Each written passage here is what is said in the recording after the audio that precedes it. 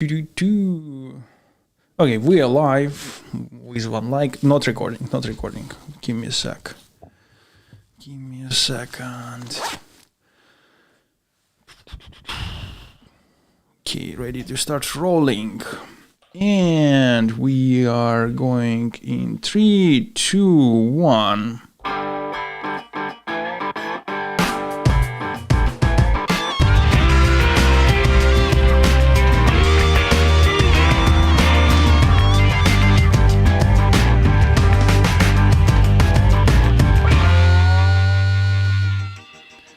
Okay, we are running. Hello everyone, and as usual, welcome to the Non-Intuitive Beats podcast, brought to you by the Leaders Club that you're also part of, but do consider elevating your membership status by joining Discord channel. And today in the virtual studio with me, we have Dmitry Mananikov. Say hi. Hello everyone. And the annoying voice is Slava, and we have a very unusual layout today. I'm really sorry, folks, but it will have to do for today. It's it is what it is. I didn't want to spend more time figuring out how to do it. We have tons of the topics. Since you were absent, okay. You will be the first to go, and you might consider actually sharing the main topic. I don't know. You put maybe, so I don't know if you want or you don't. Yeah. I have a daughter now for 2 weeks already, so I joined this club of parents telling everyone about their kids and sending photos.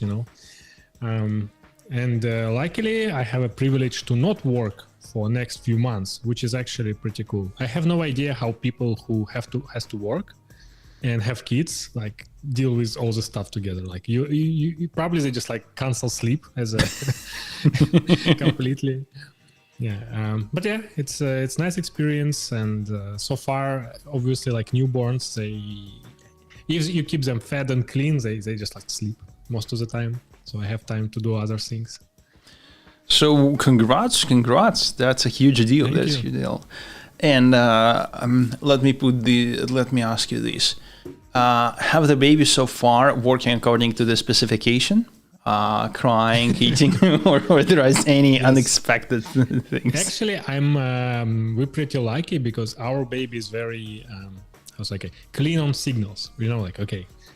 Either baby needs food or baby needs new diaper. That's it.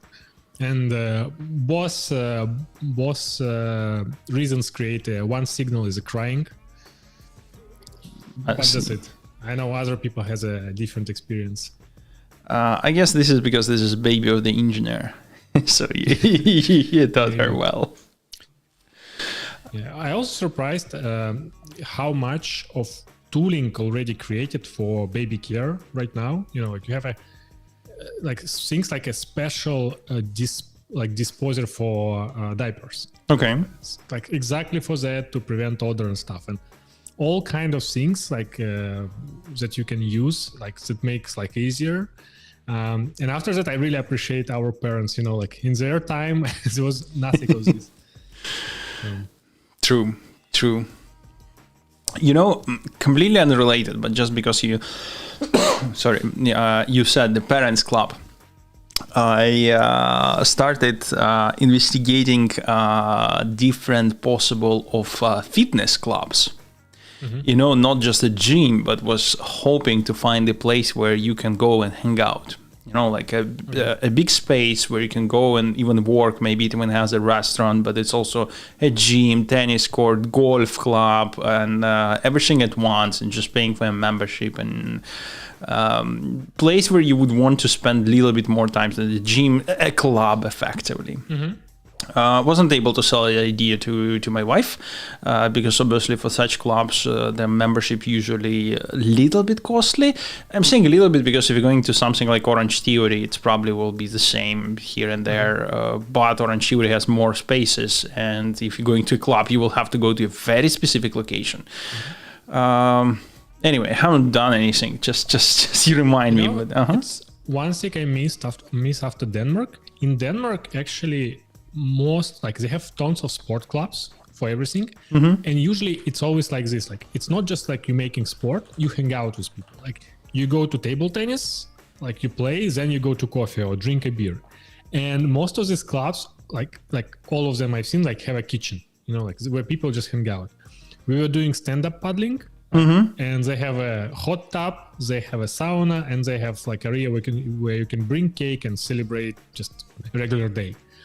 And that was like pretty usual in Denmark. Here, like gym is gym, like nothing really special.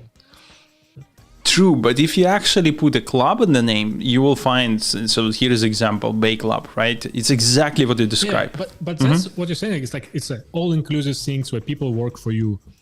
In Denmark, it was very cheap because it's not like a special thing that like create all environment. It just, if it's like a small tennis place, right? They also have a small place to hang out. That's it. And you can bring whatever food you want. They have like a kettle, like a fridge, and that's it. So it makes like price pretty low, but also you have a space to hang out with people. I see.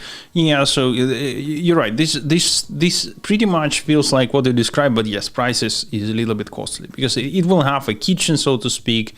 It will have a sauna. It have everything and place for hang out with a cafeteria. It has a restaurant, but it also have a, Starbucks like vibe where there is a table. Just go and do your stuff.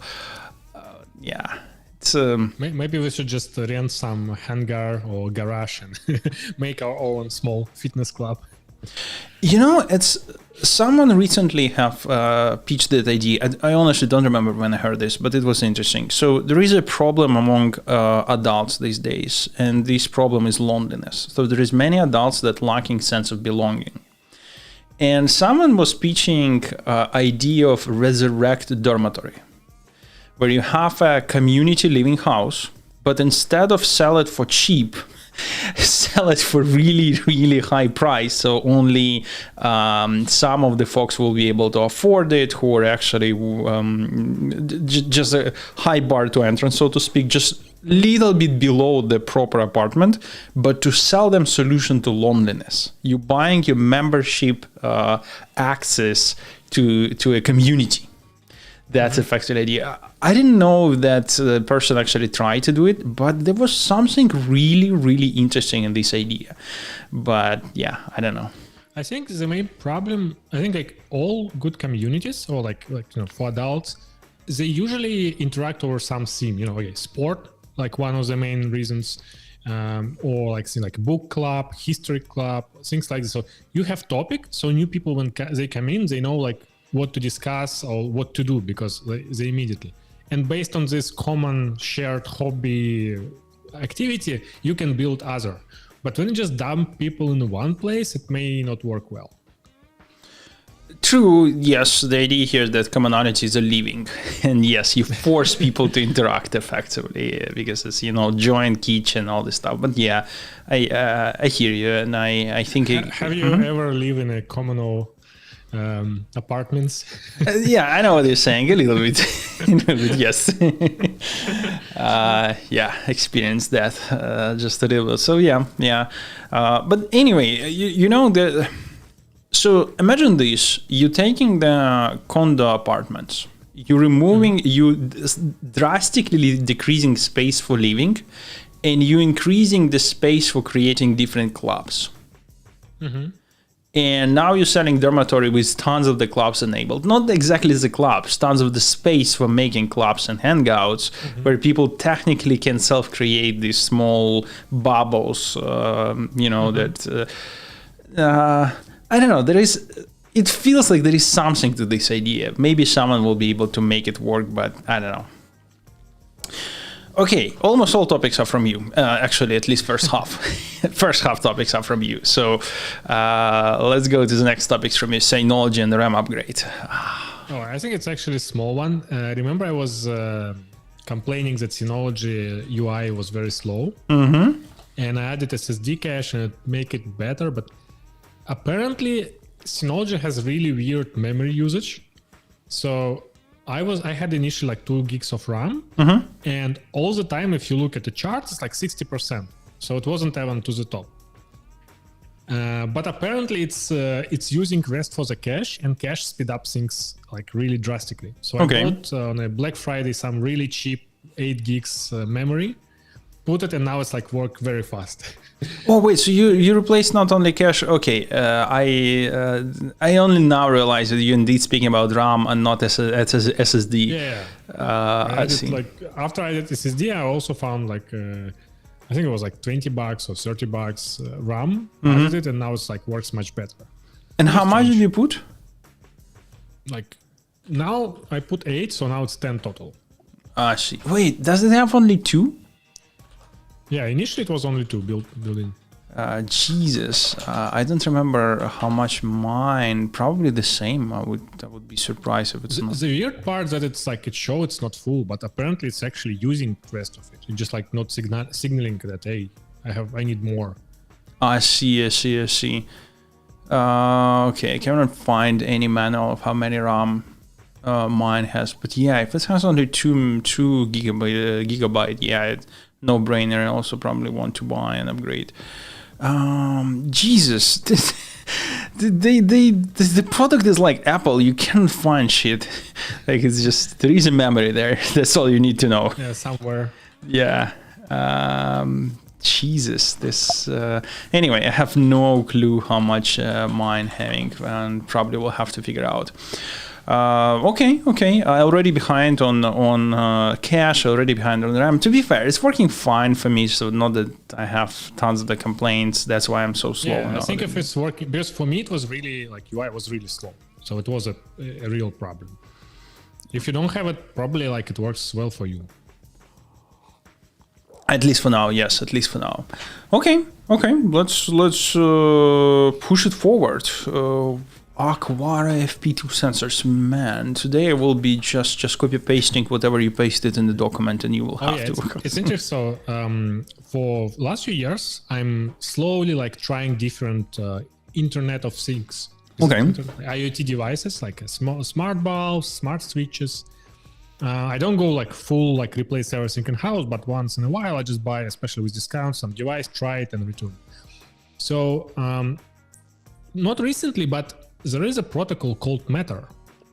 And it's protocol built by conglomerate of big companies like Apple, Google, and actually pretty much anyone. And they try finally to unify all this ecosystem. Because before you buy some Philips bulb or someone else, you need a hub. Or you need to figure out Zigbee, Z-Wave, like whatever, like Wi-Fi. And every time you need like special application, you need like something. And it was so annoying. I have like 5 different applications for smart things just to set up them. But finally Matter, like what they did, it's I think it's application layer protocol. So it's a higher than other. It can work on top of Thread, which is supported by HomePods and other Apple devices like Apple TV. And it also works on top of Wi-Fi, and it's IPv6 protocol, as I understand. Wait, what is Thread? Thread is do you know Zigbee, Z-Wave? Yeah, I know. Yep. So that's kind of from this area. It's just like supported by Apple and a few other. I think it's either Zigbee or Z-Wave, almost the same. I'm not ready, but idea of Matter is now they at least agreed to make it unified for everyone. And it works much better. So if you have like a bulb or switch, you open HomeKit app, scan QR code, and you're done. You don't need applications. You don't need like extra stuff. Currently, there's a limitation because Matter itself like supports only limited set of devices like bulbs, switches, something else. So if you buy, for example, I have a smart plug to turn on and off light. And smart plug actually, like from HomeKit, I can turn on and off. But if I install their application, it has like energy usage, like timers, whatever. I don't need this thing, so I don't care. But I really like integration with HomeKit. It's very easy. And another thing I tried now, it's Acara, I think, Acara FP2 sensor. This is a really cool device. So it's a microwave presence detector. It has 2 modes. One is a failing detection, one is a presence detection. So I use presence. What it do, you put it on a wall and you set up it, and then it can tell with a 1 meter resolution if someone is there. Essentially, you can see like different people in the different places in the room. And you can build automation for this. For example, I have a small corner where I have like reading chair and reading lamp. And I wanted to do this, like when I sit in a chair, I want lamp turn on. And when I leave chair, I want lamp to turn off. And regular motion detection wouldn't work because yes, it turn on initially, but then I don't move, it will turn off and it will... But this thing works very flawlessly. Like I sit in a chair, it turns on the lamp, I stand up and turn it off. And it's really, really good, nicely working. Wait a second. So I have a question here. So how does it work in this specific thing? Do you need to pre-map empty room? Yes. Got it. So it shows you a room. You go like a corner to corner and back. And then on a map, you can highlight different areas, like cell by cell, saying, hey, this is my reading corner, or this is entrance, this is something else. And each of these zones will appear in a HomeKit as a different sensor. And then you can put any automation on that sensor. Got it. Man, I make a strategical mistake some time ago building a home around Google Home. And I want to move. That's the thing. This thing works with Google, like Matter works with Google as well. That's the best part. You don't really care. True. It doesn't have that well-defined automation. You have to, like Google Home sucks in saying, if this, then that. Similar. But do you have any Apple HomePod or Apple TV? That's the thing, everything from Google. Do you have old iPad? Yes, I do. You can use this one. Yeah, but the Google Home devices that the speakers across the house, they will not work with Apple ecosystem. So it's actually interesting. Like these devices, I've seen how people actually connect them to both ecosystems, and they work. Like you turn on in one, and it reflects on another one. Oh yeah, that actually might work.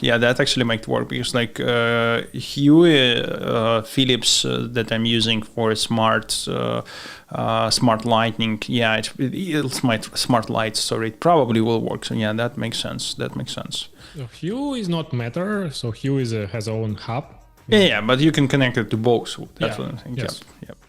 And yeah, it has its own hub. Yes, it's a little bit annoying. But to be fair, at this point, I don't even remember where is the hub. It's somewhere in the building, and that's about it. Yeah. Okay. Before I see that you have PS Portal there, and how you think that. Let's discuss one of your themes. Very quick, I want to inject two specific things, small things. One, Boulder Gate 3 finally in the Xbox. Just wanted to throw it out there. And the other thing that if you have not seen yet, GTA 6 trailer landed, and it's amazing. I'm pretty sure everyone have seen it. Have you watched it already? Of course, I really like it. I mean, someone actually found the picture. In this trailer, they have a screenshot of some news stories. Someone actually found the real news stories from Florida and put them side by side. And is it similar? I'm trying to find the link or image. I don't know where to send it to you. Yeah, it's very similar. It's they really try to get this feel of Florida or how crazy things there, something like this. Got it. Okay, and on another very small things, but if you will find it, if you will link it anywhere, I will definitely show it. I found it, but now I'm trying to find where to send it. I'll send you in Telegram because it's... Okay, go for it. I have a... Okay. And while we are... Wait, actually... No, it's the wrong one. Sorry. Okay, never mind. Okay, so this was the wrong one, right? So I should not. Yeah, it's the wrong one. Okay. So the Prime Video from Amazon actually have released a trailer of the upcoming Fallout TV series that will land next year, 2024. And obviously, I'm huge fan of the Fallout. So I really hope they have not messed it out. And I really looking forward. To be fair, from the trailer, it's hard to say if they preserved all the vintage part and all the humor and other parts. But I don't know. They're saying that the same studio that did Boys, so hopefully there's a hope. Yes, exactly. Yes, there is a hope. They put the things from the Fallout that should be there, so we'll see. Someone like recently there was Twisted Metal series, but I think it was Peacock, not Amazon. Yeah, that was not making Amazon. More game series. I think this is because there is markets. Because with the current markets, you mostly doing what are the safe bets. And take a popular game and make a movie, it's reasonably safe bets. So I would assume there will be more things like that. Popular books, popular games, and vice versa. Probably we'll see more games based on the popular movies. But yet again, we'll see. Okay. So that was my 3 super short topics. I have longer topics, but first let's go back to your topics. You wanted to... Go ahead. PlayStation Portal, interesting device. The funny thing, I was like, when PlayStation Portal was announced 6 months ago or so, my question is like, who the fuck will buy this? Essentially, it's a streaming device. So it's a screen with an attached DualSense controller, but it doesn't have any processing power by itself. It's connected to your PlayStation, and PlayStation stream picture to this one. So you need to be in online. And I was like, why would anyone buy this thing when you have Steam Deck, Nintendo Switch, like anything else? But once I get a baby, I realized why people use this device. Okay. Because when I see like with a baby and baby like house sleeping, I would like just to play something I just played on a PlayStation a minute ago. And I went to buy it, and as with a PlayStation 5, it's gone. Like it's like stocks are empty everywhere. You can buy it. And PlayStation say like maybe later we just like release more of them. So I tried to like catch one of them on the Best Buy or somewhere, but it's impossible. Bots just getting them immediately, and then people resell them on eBay twice the price. Apparently, I found that someone actually made a software for Steam Deck where you can do the same. So I use Steam Deck to play Boulder Gate, which is running on my PlayStation, and I think it's really nice idea for games that doesn't have cross progression, because on Steam Deck I don't want to play games that I can play on PlayStation, because sometimes I really want to play them on TV, and I don't want to have like a double progress. But when you have one device, it's actually really nice. So yeah, probably I don't know like will I buy this one because I have it on Steam Deck, but maybe I just like sell in the future, sell Steam Deck and buy this one. I don't know yet. Even though I'm not a parent, I actually also wanted something like that for the Xbox. Obviously, Xbox doesn't have the analog, but when I saw the PlayStation announce it, I realized, oh my God, I probably would got it.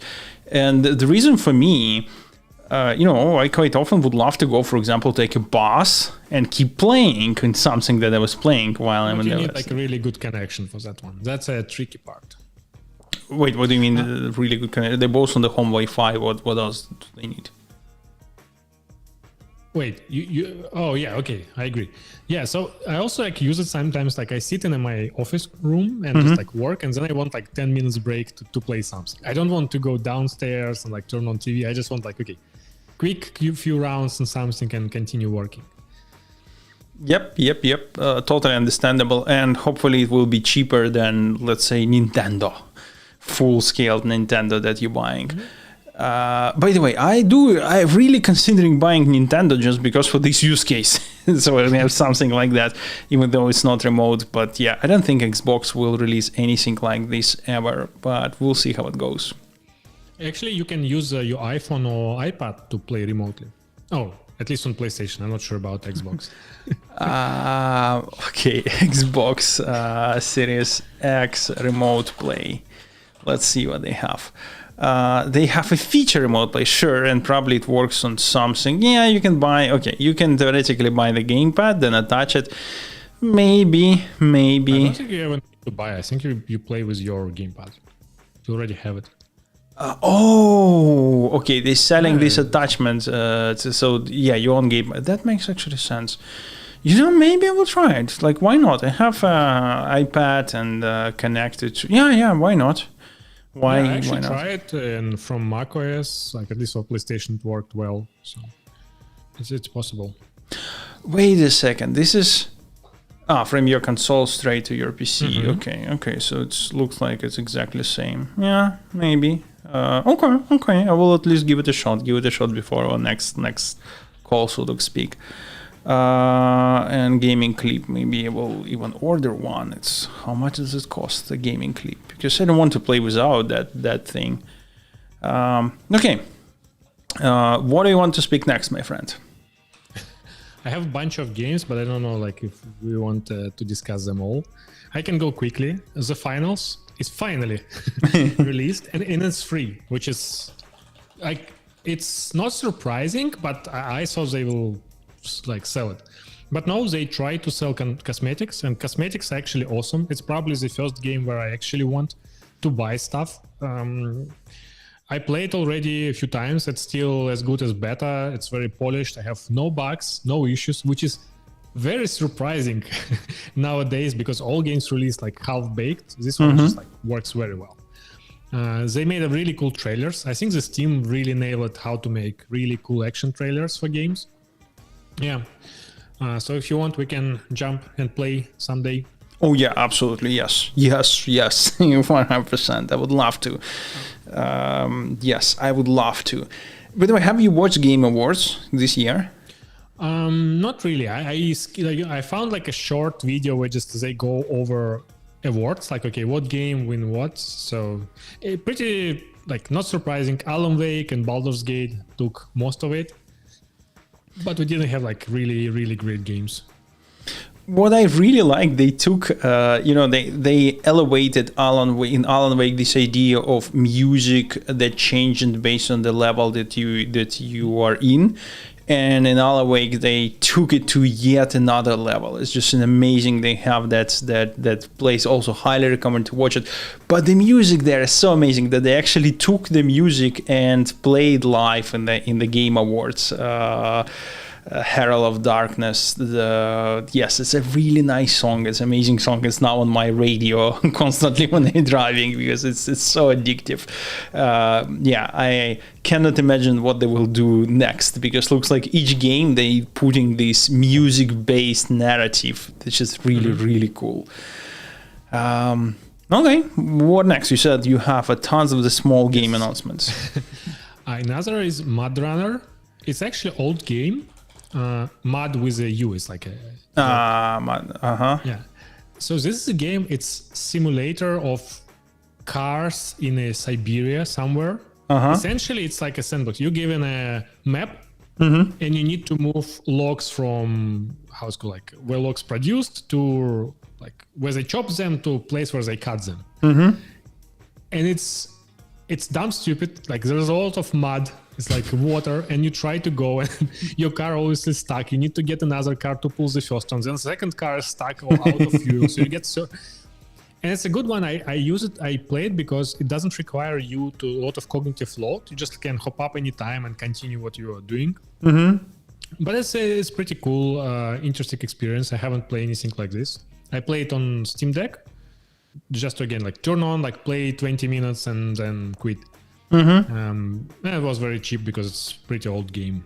I don't know why it says like $20. Maybe it was just, but I bought it like for $4. And it has I think it has a new version, like SnowRunner. SnowRunner, yes. SnowRunner, okay. I just decided to start with the first one because for me, I didn't play both of them, and first was very cheap. Got it. And SnowRunner is surprisingly cheaper. This is right now. Oh, it's discount. Yes, with a discount. Interesting. Okay, it was released 2021. Interesting that in MudRunner, one of the mission was called Vacation in a Granny House or something. So you're given like really old Zaporozhets car. Okay. And it has a fridge on top. Okay. And you need to visit, like, get to your granny's house on a very shitty road. And you're like constantly stuck. You try to like pull it out. It's really fun. Oh, look, and for the SnowRunner, they actually have seasons. So you actually have missions depending on the seasons, and you have to buy a season pass. Oh my god, it's just Another game, which is also surprising because it exists for a couple of years already, but it's PC game, so I never actually played it. I only recently decided, hey, I can actually connect Steam Deck to monitor and keyboard, and it's like a small PC. So Foxhall is a very interesting concept, and I haven't seen any of this, and it's actually something that I really wanted for a long time. So it's a MMO game about warfare. It's set in a fictional universe, but warfare is very close to World War II. There are two factions. They're not really, like close to like real factions. Like there are some aesthetics to them, but that's it. So how they played? When war starts, and it's only one server. There's no like many servers. It's one server. When game starts to the server, you pick a faction. You can't change faction until end of the game. So you can't really quit. If you quit, you have no other server to go. So you have to commit to your faction. Okay. Games start with the lowest technologies. Like you don't have like tanks, like anything. So players should build refineries, oil wells. They should build factories. They should craft things. They should build technologies. And they do it by voting, because there are thousands of people playing. So they can vote what to build, what to open. And people make this warfare, like this, like try to dominate other team by capturing more points, more cities. Map is actually pretty huge, and now they also added like submarines, ships, and etc. The game itself, like third-person view, you can think a Diablo game, but you can also rotate camera. And it's interesting because everything that players use created by other players. For example, if you fighting on a front line, you need ammo. Someone need to bring you ammo. Someone need to manufacture this ammo. So many players just like select very different roles. Like someone just like driving trucks here and there. So this war can go up to like they have like from 4 weeks to like 20 weeks or something. So it's really long, real time. Join and quit. Once one team completely dominated other, captured almost everything, they won. Game stops. Make a small pause for a few days, and then new war starts from the beginning. So you always like get this like a loop, and it's really cool concept because it actually gets this like MMO feelings that you have a lot of people, a lot of interactions. You don't need to fight. You can do like other useful stuff. A lot of planning. There's like a clans. People are organizing different front lines and like things. I've seen someone actually try to hunt a submarine. Like World War II submarines, they couldn't go underwater forever, right? So people just try to like use sonars and locate it, and once it gets up to get like air, people actually jump to enemy submarine and get inside. So things like this. And they remove all this MMO bullshit like grinding, like killing monsters to get more XP. And plus, because this wars, like they took a long time, so world is persistent, but they still wiped out every war, so you don't get a disadvantage. If your team is completely losing, next time you just join other team, or maybe your team behave better. Got it. This sounds incredibly interesting. I just checked, looks like there is nothing in the Xbox, so it's only PC. It's only PC because it really requires mouse, because you aim with the mouse around. Got it. Wait, but it has mobile devices. What does it mean? So you can play on PC or on mobile? How does it work? I think it's bullshit. I think maybe they meant you can stream on the mobile devices. Yeah, probably something like this. Foxhall game iOS, out of curiosity. Yeah, it doesn't look like. No, that's not. That's Foxhall game on the phone. Wait a second, what? I have no idea how people would play this. Yes, agree. I mean, technically there are like bunch of roles, like constructing something. I can assume you don't really need to shoot, but still. Yeah. Actually, maybe it's possible to run on macOS with Whiskey. Do you know this? Like someone made an application to quickly run apps. I tried to use it to run. I don't remember I wanted to run some game. I forgot what it was. City Skylines, but it didn't really work on my laptop. And I think under the hood, it's actually from Apple. Like someone made this wrapper around the actual Apple tool because Apple created tooling for porting your games there. But yeah, I know what you're talking about. Okay. We have theme about Jess. Okay. I want to know about this one. I have a new project that I completed. I will show the result of the projects, and now thinking how can I show without because it requires logging almost everywhere. So there is this assistant API from OpenAI. Effectively, Assistant API is an amazing thing. I chatted about it briefly in the past, but I want to reiterate because this is exactly what I have used. The idea of Assistant API that you telling ChatGPT what are the APIs available on your site for ChatGPT. Like they call it function, right? Something like this. They called what do you mean? They call function. This ability.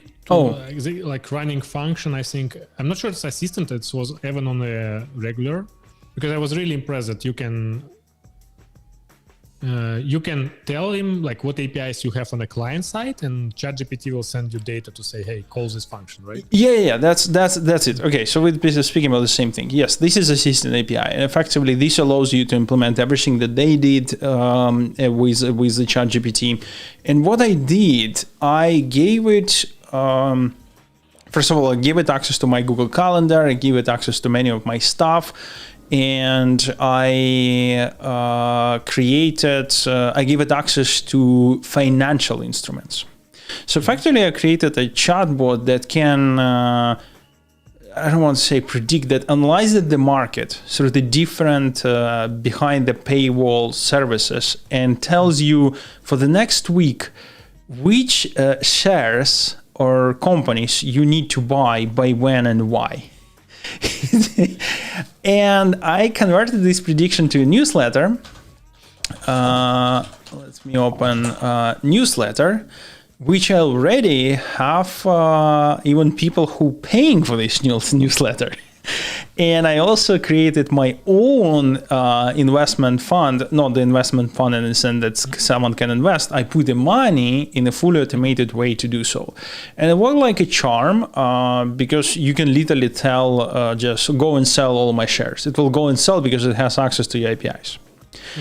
So that was working well. And it's actually deployed right now on the container, and it's fully open sourced. I even create the small frameworks, really small framework that allows you to annotate any Python function, and it will dynamically make this function available to your chatbot. So it makes this very simple. You're just putting description, what does it do in description per parameter, and then you have to use the types for your function. And it will auto parse it, and effectively that's literally the annotation you have to do. And now the chatbot will be able to use it. But then it turns out there is another problem. It costs tons of the money. So if you're using it quite quickly, your scope, context, and everything that your functions are returning are going to consume so much size that you will be paying a lot of money. Just to give you a perspective, when I was spending a day building my prompt for predicting the markets, and it's not a simple prompt, it has like 7 steps where you asking it to do something, then asking to do something again. It costed me for the one day roughly $60 for that just one day. Well, if it predicts market really well, that's nothing. So far my performance 1% per week, which is like 60% per year, but I just started, so we'll see. It gives you roughly, this is very outdated newsletter. I will soon update this, but it gives you this ticket, JP Morgan, reason why. There is like Federal Reserve doing something in a particular day. So do this, do that. And it's now already much, much better. I just need to update this particular part. Okay, so this is what I did in the beginning. So then I figured out that it costs a lot of money, and I recall that they have a GPTs. GPTs is effectively the same, but on the UI part. And GPTs are free.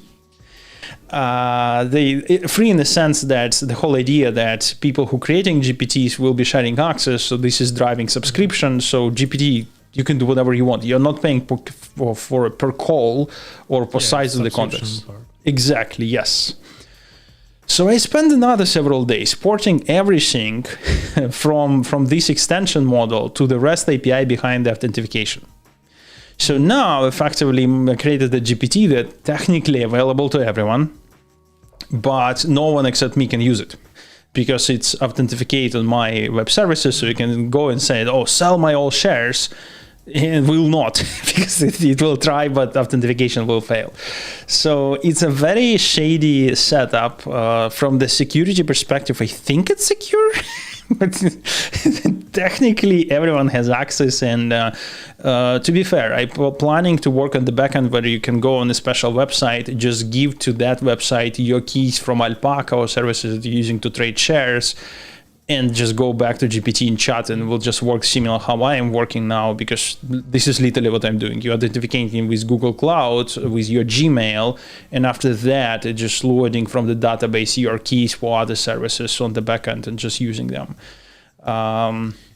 There's a saying, everything is security fraud. Everything is security fraud. Imagine you get on radar for people who actually try to catch frauds, because you always buy shares before company makes some important announcement, like you have insider information. Yeah, it's so the pipeline that actually based it, because it's very in a nutshell, it's very simple. It's not that it has any secret sauce or anything. It's just, here's all the calendars from the official space that says that government. Just let me. 1 second, I will find quickly the events, because the way how I now attracting customers, I publishing the events, but I don't publishing the suggestions what to do with this event. So for example, right, this is, why it have not opened? Okay, 1 second, I will open the image file, open. So for example, oh Jesus, where is that? This is a screenshot of December 8th. Yeah, this is the, so from Friday to Friday. It's ending from Friday to Friday. So on Friday, you can actually sell everything, adjust the trajectory for the next week, and then up to the next Friday, effectively. So next Friday, we will have Federal Reserve rate decision. They will decide hike rate or not to hike. Inflation rate actually will be also released next week. It's now already have a dates in the official email. The Meta just have released their ability to do something with images, and there was Reddit news that they're planning to do something more next week. So all the calendar, they're going to one singular place, and then effectively then it goes and analyzes price of a particular company and tells you, okay, based on this event, it's very likely that here is what will happen. Like on Reddit, everyone's saying that, oh, the Federal Reserve will increase or not increase. Here is a company that probably will impact. And here is a date, and you just go and automatically create stop losses, sell on the profits, and that's it. In 9 out of 10 times it works as predicted, but you need to buy 10 different shares, and 9 of them will work, 1 will not, and here you go. What about what tool do you use to sell and buy? Is it some service with an automatic API? Yeah, Alpaka. Alpaka is effectively, you can think about Alpaka trading as Robinhood for APIs. If you want to do anything programmatically, they are the tool. They have very shitty UI. Like Robinhood has a very shitty API that you technically can use. These guys vice versa. Like UI is shitty, but API, you can do whatever.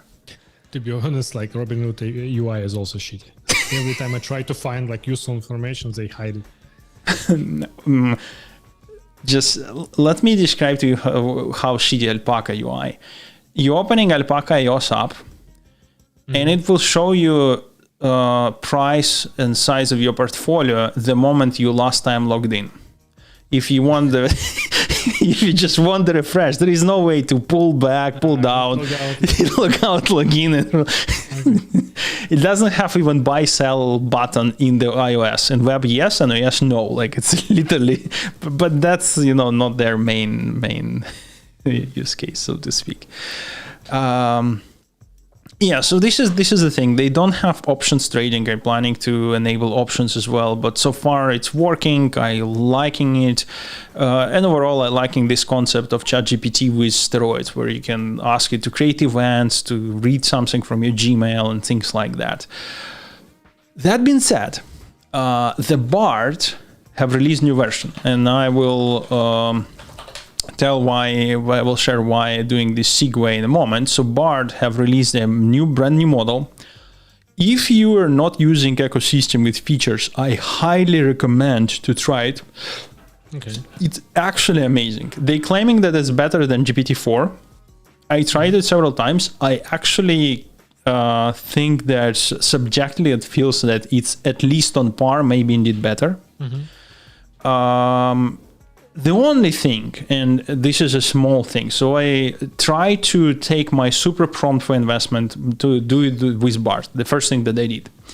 And it's actually was quite good, even though it doesn't have any plugins, so it doesn't have access to secret calendar, so to speak, that you need to pay money to some services to provide. But it has so many sources that it actually was able to derive a lot of stuff. Now, the downside that when you're speaking about parts that has too many different sources with conflicting information, he starts confusing things and hallucinating. You have to double check. Like he, for example, tried to sell me the idea that Apple has a earning reports next week. And he was convinced that this is exactly what's happening. I was not able to unconvince him from that specific perspective, and I figured out why it's happening. But I honestly was genuinely impressed with the quality of the Bard after this release. So they finally get in the game. Yes. The model, by the way, called Gemini Pro, and they did a comparison with ChatGPT. Obviously, you can you have to take it with a grain of salt, because I think this is Google who did the comparison. So obviously, questionable move, but nevertheless, there is a comparison between Bard and GPT. I can quickly find it. Gemini Pro versus ChatGPT, and theoretically, it's Gemini is much better than ChatGPT, even GPT-4 in everything. Theoretically, on practice, I don't know. We'll see. Oh yeah, I think that's the picture where they comparing. Jesus, it's behind the acceleration. Yeah, where they're comparing multimodal model, Gemini versus GPT-4V, and like almost everywhere Gemini is better. But again, subjectively, it feels like this might be true. So this is all from my side on the AI part. I don't think I have anything else. But yes, it was a nice segue, and also. Go and subscribe, folks. If you're reading these newsletters, myjess.ai. This is the domain. This is the domain. First week is free, so you will get one trader. It's not an advice. You will get one trader ideas in your email for free before it will start charging you. Okay. What else? Let's go back to the list of the topic. Try new art. Roborock Vacuum Robot. That's my friend. That's definitely not me. I'm trying to subscribe to your newsletter. Okay. Forget about that. Do that first. I can add you to the subscriber respectively. So. Don't worry about that. I would love to hear feedback. That more websites has Apple Pay now. It's so convenient. I agree with you. Yeah, and I like it's like delivery, everything at once. Just like click it. Roborock. I give up on getting. I didn't really want it because it has its own ecosystem and has a camera. But luckily, camera right now is like black and white. Essentially, like this is probably the best vacuum cleaner you can get. It gets vacuum and also have mopper. Works very well, surprisingly. And I get like good discount during Black Friday. And okay, I'll try it. I really like it's because it does a lot of things automatically. It has a base to get dust back, dirty water. It maps very well. Just to comparison, I have like old Roomba which always stuck somewhere. But this one really works well. At least now I run it every day to show like to quick clean things. Okay, so let's see how much it will cost me, the priciest one. 1,000 with No, discount. this is not one. Like one is I bought like Ultra. That one like with the Ultra. Okay, Pro this Ultra. is the. That one is. Oh my God! Yeah, discount is still there, but it's still very costly. 1,600. Yeah, that's. Okay. And how do you compare it with? Okay, you already mentioned with Roomba, but you have an old one. I do have the newer model i7, but it obviously doesn't mop. It's only can clean. From cleaning perspective, doing a nice job, but yeah, for cleaning you don't. For me, it was like because I have a baby, I really want like floors to be more like clean, especially because on the first floor I always go like in sneakers from street and back, not always get them off, and it's accumulating every day, but I don't really want to mop floors myself every day. Like, I do it like occasionally, but it takes time. So I want something that just like quickly clean stuff. Got it. That makes sense. Maybe I will try one day because we also have the same problem downstairs. So yeah, why not? Okay, I actually think we reached the end. I don't think we have any topics that left out, and it was quite intense today. Too many popcorn topics here and there, a lot of small things. But do you have anything in mind, my friend, that you wanted to share? Oh yeah, now I tried 3 game engines to make games. Oh right, I forgot we missed this topic. Yes, go for it. It's like I use Unity, then I switched to Godot to try. I really like Godot. I think it's like one that I would develop games. But the problem that they use feature when you build for web that doesn't work on iOS. And it's crazy. They're not fixing it, and it's mix of their problem and also iOS problem. And now I want to make a game for web portals, maybe to sell it. And I need the web, so I switched to default game engine, which is really like bare bones, like not completely bare bones. There is an editor, but how quickly you just like how quickly you getting used to along with getting used to like normal thing, like things that like standard like in Godot and Unity, and here they are not there. You're like, oh my. Sometimes like it's insane. Not insane, but people actually use it because the default is very focused on making very small efficient builds, but editor lacks a lot of features. Look, and they have they're so cutting edge that in Q2 24 maybe there will be Xbox support. One of their features, like they try to be okay, we have like small set of features, but they should work well. But yeah, it's people mostly use it for web games because they make like super small builds compared to anyone else.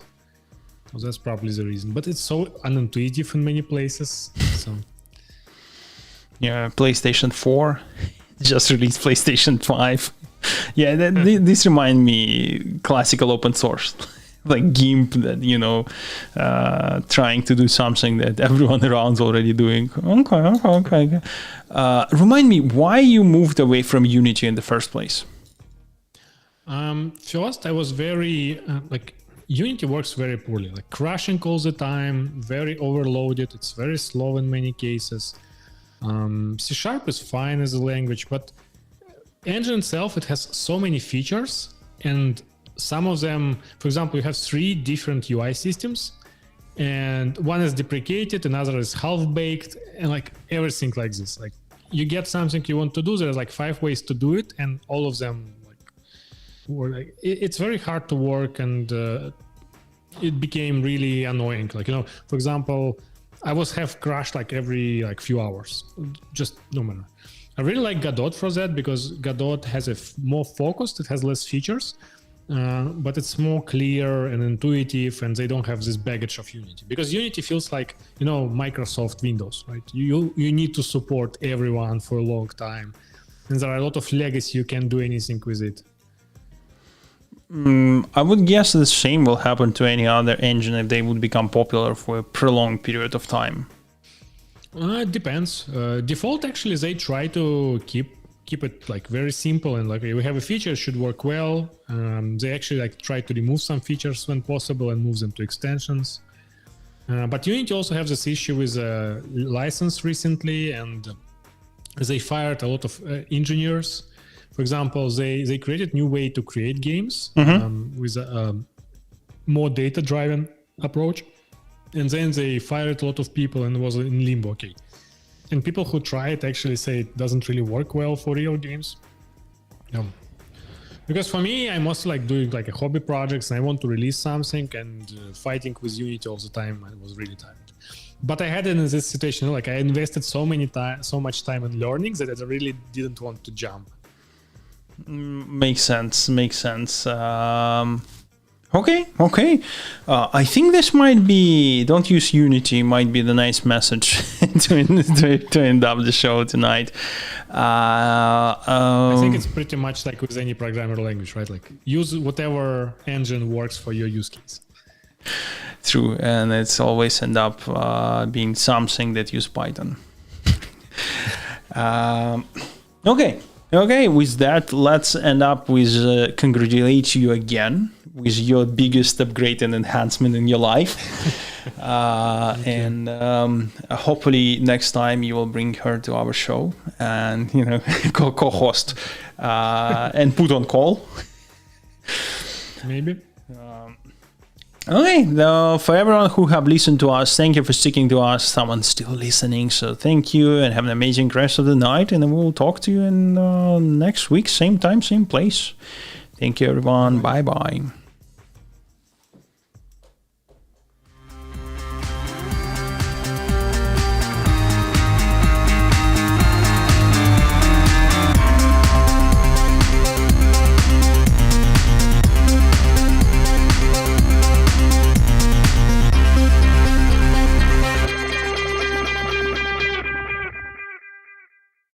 Okay, we're still live. Just give me a second. I will switch it off.